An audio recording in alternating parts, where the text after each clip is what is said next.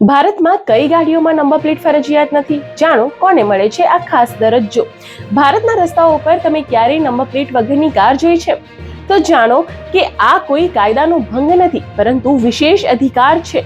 ભારતના રાષ્ટ્રપતિ અને રાજ્યપાલની ઓફિશિયલ ગાડીઓ ઉપર સામાન્ય નંબર પ્લેટ લાગતી નથી. તેની જગ્યાએ રાષ્ટ્રીય પ્રતીક અશોક સ્તંભ લગાવવામાં આવે છે, જે છે તેમની ઓળખ. ખાસ વાત એ છે કે રાષ્ટ્રપતિની ગાડીઓ આરટીઓમાં રજીસ્ટર પણ હોતી નથી અને મોટર વ્હીકલ એક્ટ 1988 પર પણ લાગુ પડતો નથી. આવી જ રીતે ભારતીય સેનાની ગાડીઓ પર ઉપર તરફ તીરનું નિશાન હોય છે, જે સૈન્ય ઉપયોગ દર્શાવે છે. આ ગાડીઓનું રજીસ્ટ્રેશન રક્ષા મંત્રાલય કરે છે, આરટીઓ નહીં.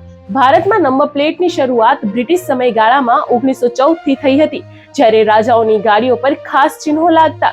આજે પણ રાષ્ટ્રપતિ, રાજ્યપાલ અને સેનાની ગાડીઓને વિશેષ દરજ્જો મળ્યો છે. રસ્તાઓ ઉપર આવી ગાડી દેખાય તો સમજવું કે એ દેશની મહત્વપૂર્ણ જવાબદારી સાથે જોડાયેલી છે.